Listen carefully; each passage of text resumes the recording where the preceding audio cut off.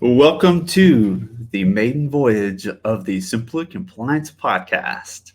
My name is Craig Willard, and I am joined by Mr. Nick Landers. What's up, Nick? Doing well. What's up with you, Craig?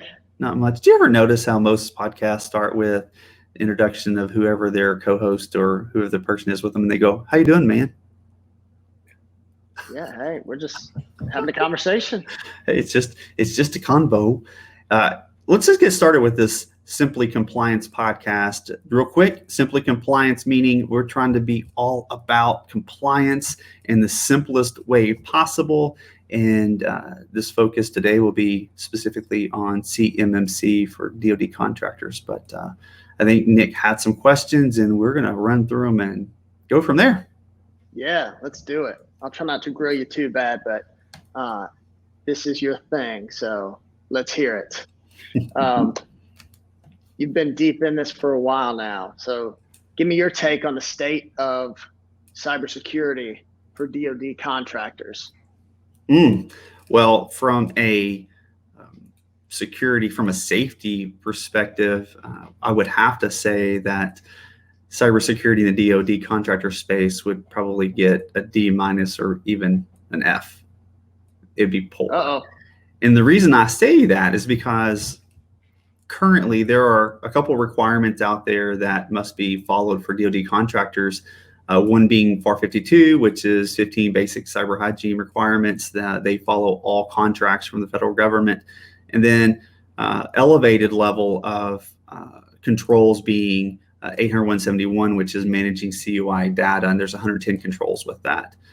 Both of those are self-attesting, so it's it's just on your honor. You say that you're complying, and you check the box when you are seeking a contract, and they take your word for it. But the federal government has realized that that's just not happening because the state of cybersecurity in contractor space for DoD is poor, and so the process has taken place to start changing from a self-attestation methodology to a certifying methodology where CMMC will have an assessor come review your organization, ensuring that you are meeting the requirements for the level in which you request. And if so, then you become certified, which will allow you access to contracts as they come out. This is still really early, but as new contracts come out, more and more contracts will have a required compliance level from a CMMC maturity level, and you will have to have met that before you receive the actual contract. Right. Yeah. I mean, that's, from a high level standpoint, that seems kind of harsh. We've got these new requirements talking about CMMC versus self attestation. Why do you think it didn't work? Because I don't think people realize the importance of cybersecurity. I don't think people understand really. I mean, if you, as the CEO of the widget corporation who provides some sort of widget to the DoD contractor space, if you read the requirements, they don't make any sense anyway. And because they allow you to check a box, and I'm not saying that's what people do, but because they allow you to check the box, you just check the box and move on. It'd be different no one just checks the box. There are plenty of people in this space that would not get a D or an F. I mean, they would hit an A, an A plus even, because they do what they're supposed to. They are contractors who take cybersecurity at a high level, very important. And so they want to ensure that they are not contributing to the billions of dollars that are being stolen every single year from the federal government through poor hygiene in the cybersecurity space in the DoD contractor chain, the supply chain. So they're probably just checking a box and just moving on. There's no one there. They don't have Big Brother sitting over their shoulder like they're about to. That's checking, and that's what's has started up CMMC. If people were doing it and there wasn't a problem and people were just following the rules, CMMC would probably never show up. Yeah. So you are a registered practitioner. I'm going to ask you more about that later, maybe in another episode. But Could you just give us a real quick overview of what that means and sort of your experience through the certification process thus far? Sure. The Registered Practitioner is an accredited title by the CMMC board that basically says we have followed, we have taken training and we have tested and we have met the requirements for that testing, but it gives us a basic understanding of CMC requirements, how it works, how CUI should be handled, things of that nature, so that we can be someone that is accredited to support those who are seeking certification. We don't certify as a registered practitioner. We are there as a support role to consult and help those achieve compliance by doing the pre-work of sorts. But that is the big thing for me is that I have to follow a code of ethics, and I have to do the right thing. And if I don't, then the CMMC-AB can take my accreditation away. We also, as an organization, are an RPO, and that's a big deal too. It's a huge investment, but it just shores up the confidence our clients and prospects can have in our organization and any other organization that's an RPO and an RP, that they have made a significant investment to ensure that they are going to do the right thing and they're going to follow the code of ethics. And there are other types of accreditations and certifications that you can get. This is just the path that we chose. Right. Cool. Well, it's so important to have an expert on your side.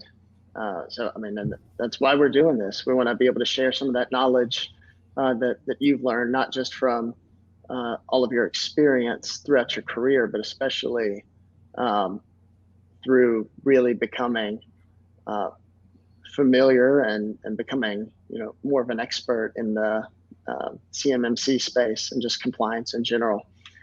So next question I want to ask you is related to the experiences that you've had in working with organizations seeking certification at this point. We'll go deeper in future episodes, but I'm really curious, and I'm sure folks watching or listening to this would be too, but what are you seeing out there? Is it a wide variety of organizations, in various places? What do you feel like the organizations seeking certification are really going through as they're trying to process where they need to be from a compliance standpoint as a DoD contractor? Most of them are lost. There's a good majority of them that are just, it's a quite profound moment when you tell them all the things that they need to do. And even on the simplest level, so if we're talking about just normal FAR 52 requirements, yes, they are basic, but no, they're not basic to the common person that is running an organization. They are basic to us as cybersecurity professionals as to the very bare minimums to minimize the impact of a cybersecurity incident, or to hopefully never have it happen in the first place. So they're a bit lost. However, we have worked with some organizations who, you review their data and you just smile and you're like, you're really on a good track. And there's some gaps still, but it's a wide variety. On the lower levels, you see, I think, and I don't know any stats or anything like that, but on the lower levels, I think you're going to have a lot more lack of compliance. So what we will consider CMMC level 1 or the FAR 52. That just because the normal mom and pop shop isn't doing any of the stuff that they're required to do, whether it's MAC filtering and things of that nature. So, I hate to discredit those in the space who are doing a very good job and putting that blanket over them. But generally speaking, they don't know what to do and they're lost. And so they're needing the help to get done what's needed and what's currently required. I mean, there are current requirements for every DoD contractor, but it's also the first thing that comes up is, it sounds like I need this stuff, but I don't have a lot of money.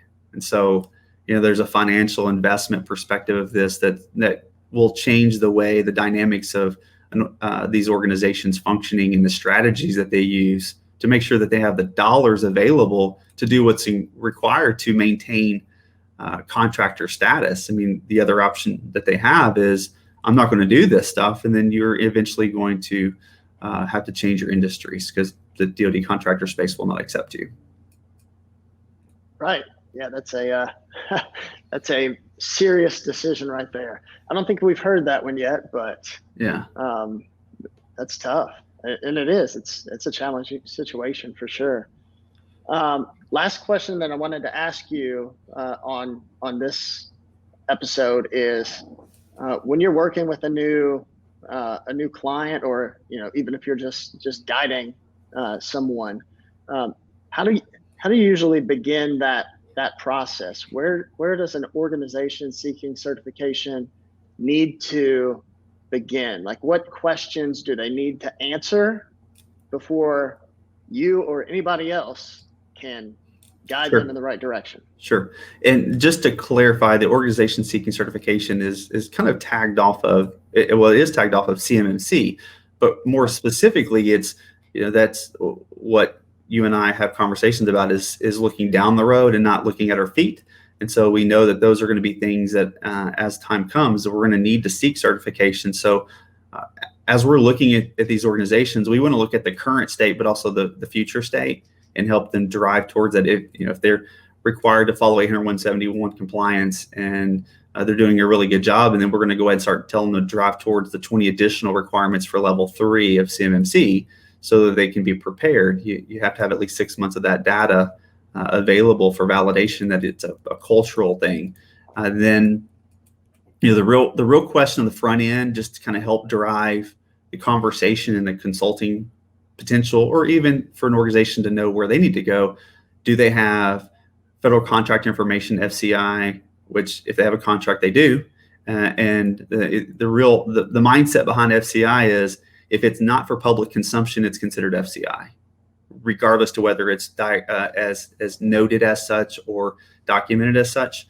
And then the other is controlled unclassified information. So that moves you to a level 3 requirement in order to be able to manage that type of data. So we look at organizations and say, do you have CUI data? If you have contracts, then I already know you have FCI data. So there's a minimum requirement for FAR 52, but then if you have CUI data, you store, process, transmit, to control that data. Then you have to meet 80171 current requirements, which has an interim rule wrapped around it. We can talk about that in a different episode, but first, you got to know the data that you have. And then the second thing is what's your next contract? What are you looking to do from a contractual perspective? Are you looking at new contracts? Because there are requirements, especially around CUI, that you have to check the box, and you're going to have to be in their SPURS system in order for you to be able to receive that contract. So if you have CUI data, then that's a different track. But if you don't have CUI data and you just store the FCI data, the federal contract information, then we direct you based upon the timeline for which your next contract is going to be. So CUI data, if you have a contract coming up, we got to get going. We got to go. In all reality, though, both of these, depending upon your state, are absolutely required. The FAR 52, 15 basic requirements are required at all times, no matter what. And 80171 is a requirement currently in place that's been in place for 30+ years now, that follows any organization that is processing, storing, or controlling CUI data. Yeah, how often do you hear that where you have an initial conversation with a contact, or maybe even a prospective client, and they're super focused on CMMC, and that's what they're thinking about because that's what they're hearing about and getting calls about and seeing news about. But how often do they not make the connection? Like, there's actually requirements that they need to be meeting before they even get to that point. Does that happen often? It happens a lot. Yeah. There are a lot of organizations out there in the supply chain that have no idea that there are current requirements that they should be following today. So, it's from a perspective of a consultant, it's a challenge, because you're going into an organization saying maybe you do or you do not get it, but you have to do this stuff now. And this stuff is there's no way to do this for free.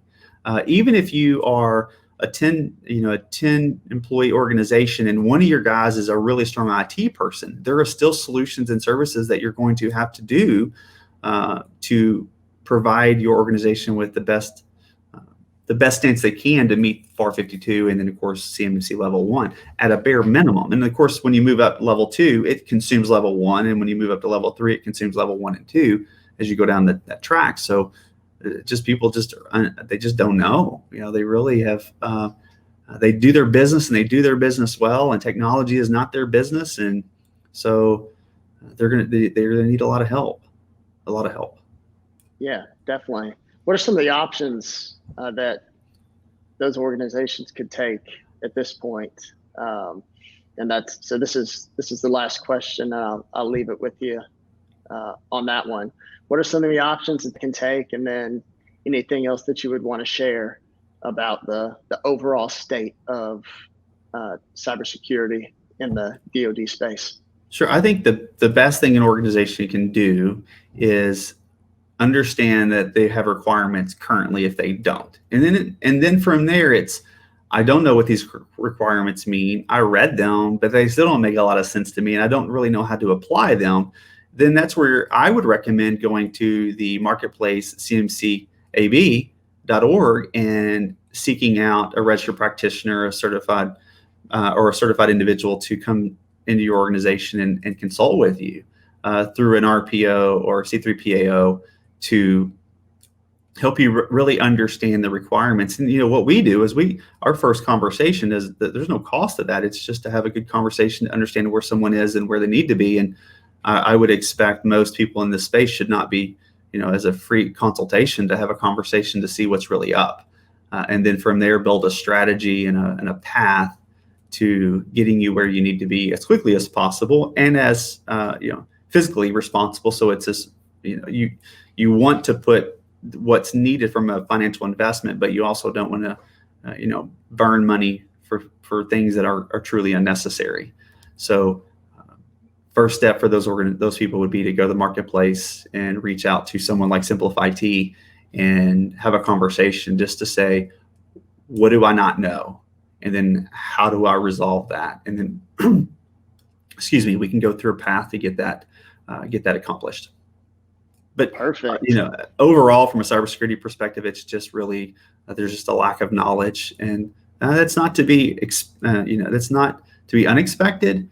We see that too from a managed services perspective in non-compliance areas. We see them in other compliance areas, whether it's HIPAA or PCI or just a small business down the street. They just don't understand the gravity of the situation, and with breaches happening all the time, ransomware running wild. It's just a common theme across all organizations. So it's not to be expected that the DoD space would be any different. Yeah. Well, and I think you put it perfectly earlier. At the end of the day, every organization has their own decision to make. They can either decide that they're ready to take those steps and to continue doing business in a manner that's going to allow them to stay in business, or they've got the option to make a shift and potentially leave the DoD space. I'm sure that some will make that decision as well. But at the end of the day, I think that's why I like your approach so much. The first step is always to understand the current situation, and then they can take more specific guided steps from there. Well, I'll let you take us out. Thanks for taking the time today to go a little bit deeper. Well, it's important to seek first to understand, right? That's a 7 habits of highly effective people. Seek first to understand and then go from there. And the only option really is out.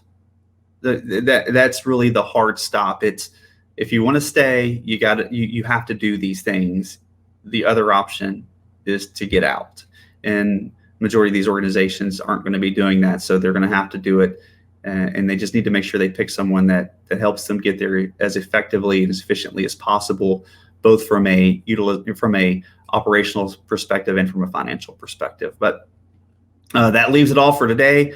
Nick, I greatly appreciate it. I know you'll be on here many, many, many more times. And until the next time, thanks for joining our maiden voyage of the Simply Compliance podcast.